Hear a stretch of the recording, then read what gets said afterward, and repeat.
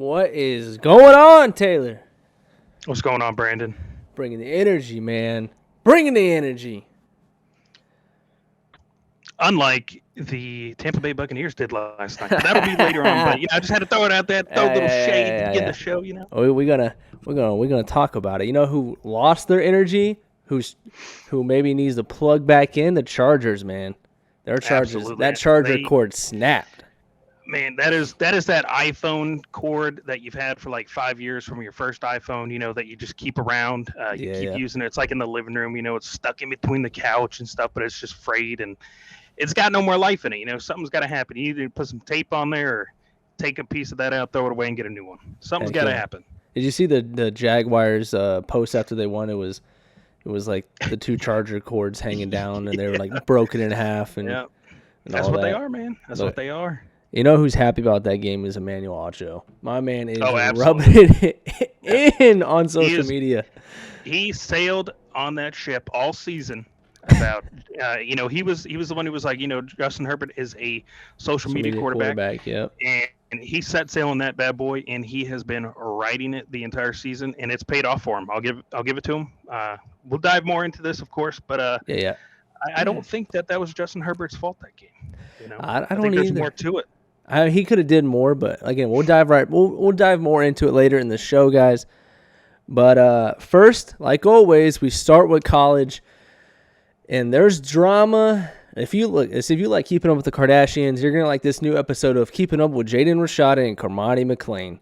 Simple as that. There is drama galore. Drama. So if you guys don't know, Jaden Rashada committed and signed his letter of intent, saying, "Hey, I'm going there." To the University of Florida, 4-star quarterback. It came to the day he said, I'm going to enroll early. He had his luggage shipped out to Gainesville, was supposed to enroll, never enrolled by the deadline, and apparently, and I'm going to ask this question after we talk about, we'll get to Cormani after, but apparently he's in a holdout right now, trying to get more money from the University of Florida. So Taylor, first I want you to speak what you think about this Rashada move. And apparently this is big because the kid apparently wants to be at Florida. He said he wants to be at Florida, but the adults around him, this is why you should keep your circle small. The adults around him, his lawyer/agent, and I don't know if it's his dad or mom or family or whatever, but I know it for sure his lawyer/agent is trying to get more money because obviously he gets a percentage of the cut of the NIL to put into his pocket. So now Jaden is not at University of Florida like he should be. Who knows if he's still going to go to Florida? So, Taylor, first of all, we talked about NIL before, but this is the first holdout. Will this be the last NIL holdout? And, again, has NIL damaged the recruiting aspect, or has NIL damaged recruiting in Essential? Like, is it better to go through the transfer portal, or is it, okay, I'm going to shell out some money for kids who haven't even played yet? Well, a couple of takes on this. I don't think, unless something happens to where the NCAA comes in and says, all right, these are the restrictions and guidelines that you have to follow for in order to receive an NIL deal. Like, if you want X amount of money, that has to be done by this date. If not, oh, well, too bad. Put some type of restrictions on it. If that does not happen, this is going to be a trend-setting action by Rashada, and I think this is going to happen, especially with some talent that's a little bit more higher up there than he is. I don't think he's like, he's that guy, that everybody's looking at like he's going to have the best season in college football. I think some more like 5-star players are eventually going to start doing this in order to go to smaller schools. Like, hey, Alabama's giving me, I got 500,000. You want to meet that? And then they like, all right, we'll give you $1 million. And they're like, you know what? I'm going to hold out. If you got $1 million and you were that quick on it, why not 2?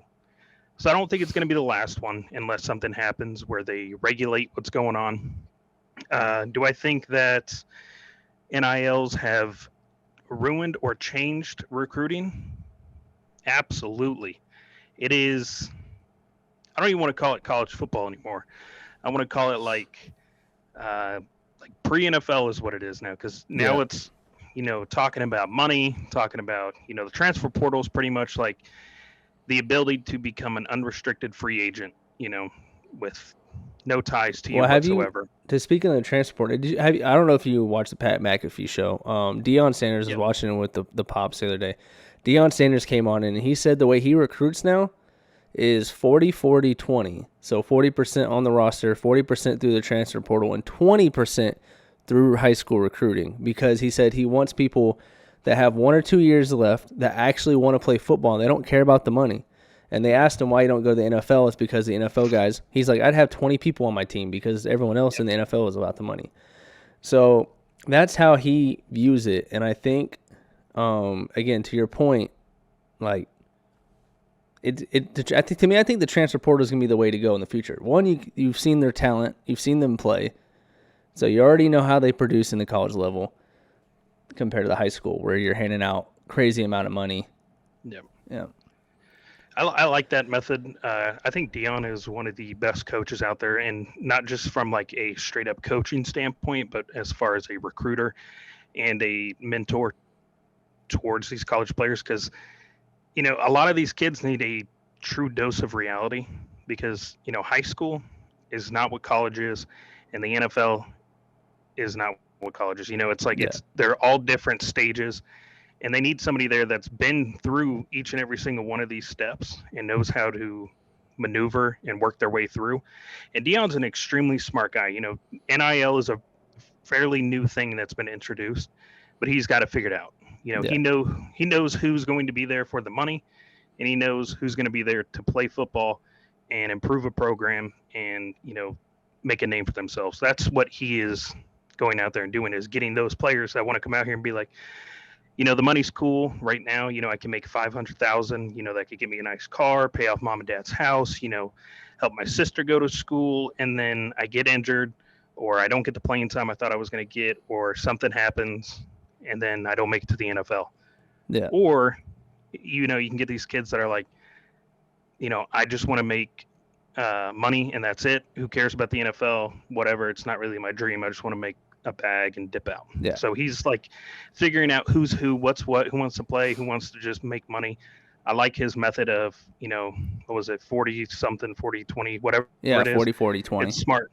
Yeah. I like it. But yeah, NIL, I'm not a fan of the way that it's set up now. I do think that college football players deserve a cut.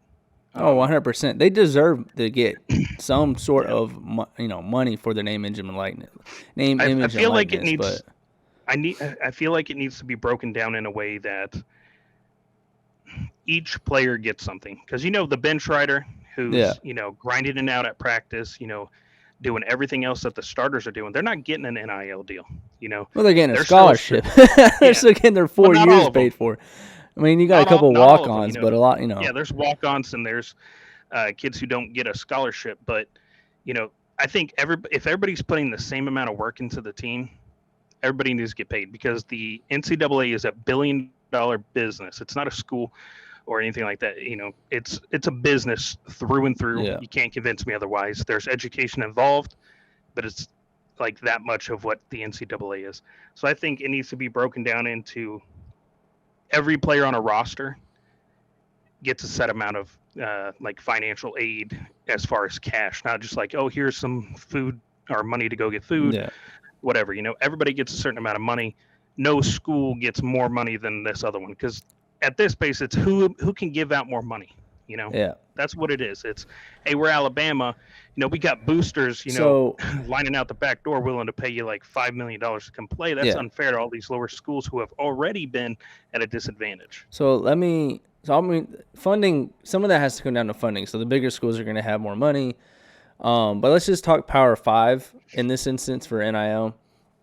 In regard, again, we're still talking, we got Jaden Rashada. We're still talking about this Jaden Rashada holdout situation. But, what about an idea where each conference, depending on how much money they bring in, every Power 5 conference, they gets $5 million cap.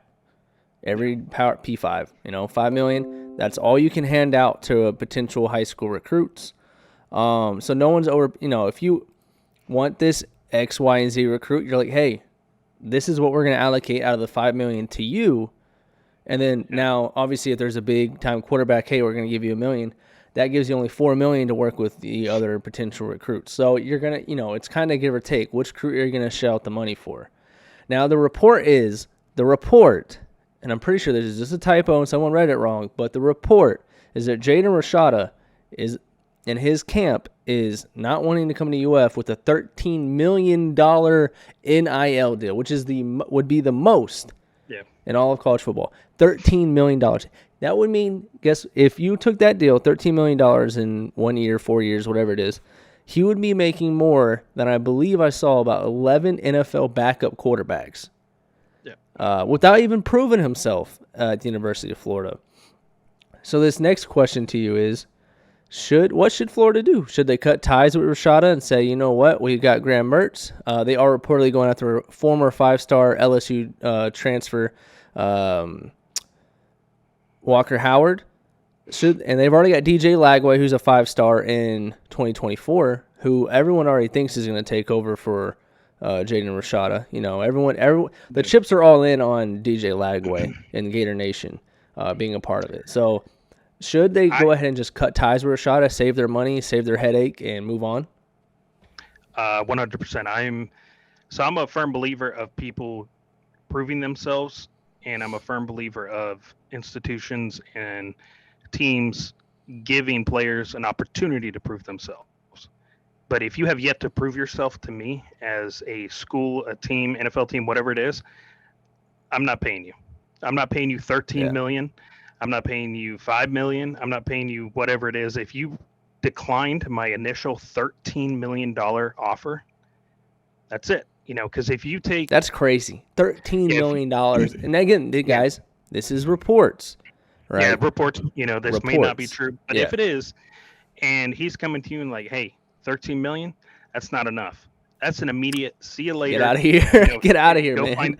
Go find somebody else who has that money. Because if you accept his counter offer of, let's say, $15 million, let's say that's what he wants to get, whatever his counter offer is, you have now set a precedent that these more talented players can go out and be like, well, shoot, if Rashada was able to, get more than $13 million at his level of play, what says that I can't go out and get $20 million? And then it's just going to become players in the NCAA are going to be making what NFL players make that are on a starting team, they're starting on a team, whatever. And that's just ridiculous to me. At that point, the NCAA would have to become its own section of football where it's like they can compete against the league. NFL or something, it's a pro league. At that point, because if you're paying them like that, you're a professional football player if you're getting paid $13 million. And I want to put this in perspective for everybody. The NIL deal that Ohio State put together that tried to get C.J. Stroud to come back for one more year was reportedly $5 million. Now, obviously, he turned that down because if he's a top 5 pick, he'll be making $6 million a year at the minimum. But $5 million. So you have a C.J. Stroud who's a top 5 pick and a proven winner making $5 million, while potentially and rumored $13 million for a high school quarterback that is not even a 5-star, and he hasn't played a game. He hasn't shown up to camp. He still needs to put on 20 to 30 pounds of body weight. You don't know what he's going to look like in college. Yeah. It's just asinine to even. Absolutely. I just don't get it. Yeah, there needs to be regulation because it's starting to spin out of control where it's making players play 1 year, dip out to the transfer portal, go to where they really want to go. So then these teams are wasting this money, or boosters or whoever's paying it. Yeah. It needs to get, regulated, locked down to where there's a certain cap, whatever it is, where because I do believe players need to get paid because the NCAA makes billions of dollars. Oh, they deserve it. They 100% deserve it. Yeah. And, the NFL football is not a sport that creates longevity career, for the long run, for the most part. I think it's like in the NFL, the average is 3 years they're in and then they're out. Yeah. I think it's 3 years. And then in the NFL, if you're not in for, I want to say it's 4 years, 5 or 6.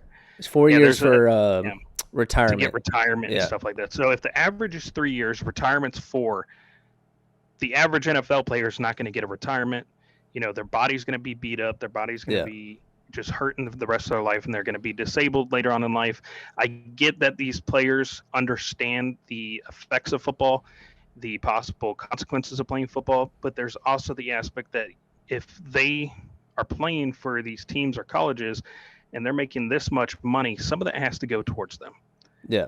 Because a lot of times, if a player gets hurt, even if in the NFL, like if the Bills in the NFL contract, he doesn't get paid the rest of his season. So You are cutting in and out, Taylor. Just a heads up. All right, can you hear me now? Yeah, I can. It was starting to. Okay, my bad. No, you're good. But I think that they need to get paid because, injuries happen, stuff happens where it could cut a career short. So they do deserve money that the NCAA is making off of them. Yeah. Now, speaking of money, we're still talking about the money situation. Cormani McClain, who he did not set the difference between Cormani's situation and Jaden's situation is Jaden Rashada signed his national letter of intent to Florida. Cormani never signed on. And he was supposed to announce the 15th. That day has gone and passed, so I don't know where Cormani's going. But he is right now committed to Miami and still committed. And this situation's kind of funny because he put on his Instagram. He doesn't like the media, right? He doesn't like the limelight and all that. And we get that, right? He put on his Instagram account that he's in Tampa, Florida, like location, which you can, if you guys don't know, on Instagram, you can change your location to wherever when you make your Instagram story or whatever. But he put Tampa because everyone was said he's in Colorado right now. He's on a visit with Deion Sanders. And he said, no, I'm in Tampa. Then the entire Miami staff, coaching staff, about 10, 15 coaches, I believe, including the head coach, Mario Cristobal, went to Lakeland High School, where he goes in Polk County, Florida, where he goes to high school, to go meet up with Cormani, basically. Cormani was not there. Disappearing. David blamed on him, disappearing at Chris Angel. So where was Cormani McClain?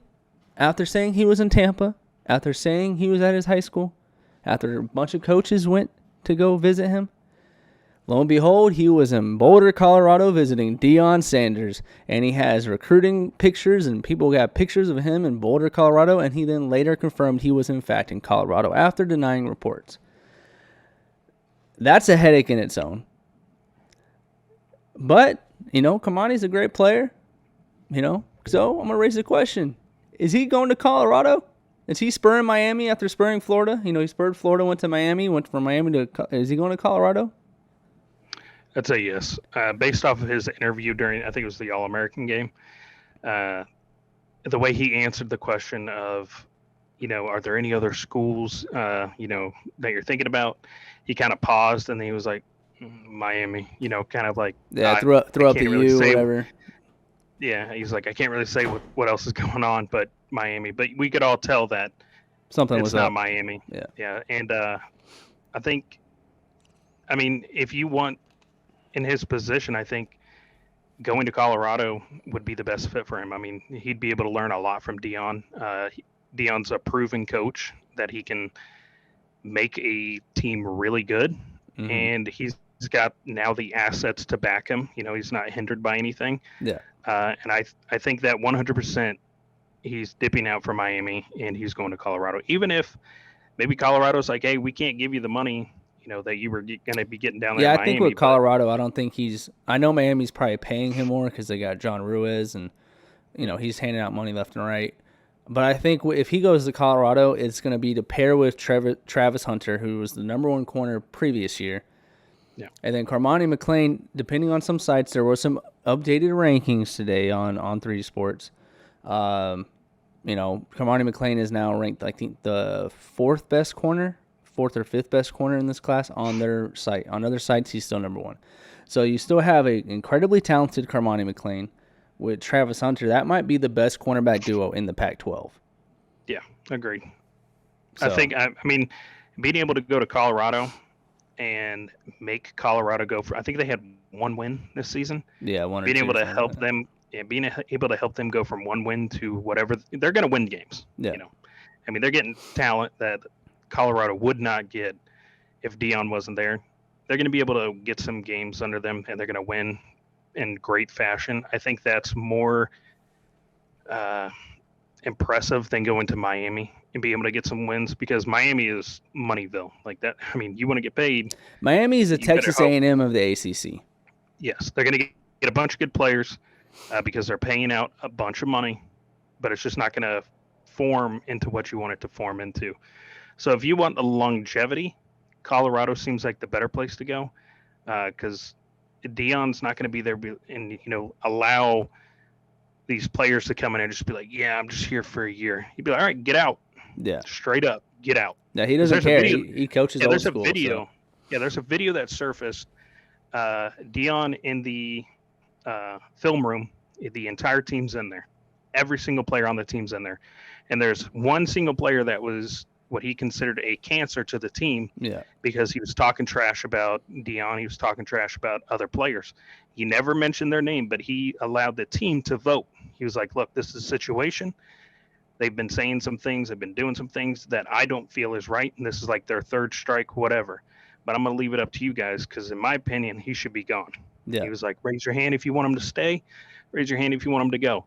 And, the majority was go. And he immediately pointed at the player and he was like, get up, pack your stuff and leave. Get out of here. Yeah, he does not care. If you're there for the BS, you're gone. Or you're not even going to show up. And I guarantee you, if he was going to go to Colorado, before anything happens, I guarantee you Deion's going to sit down with him and he's going to lay it all out for me. He's like, this is what I expect from you.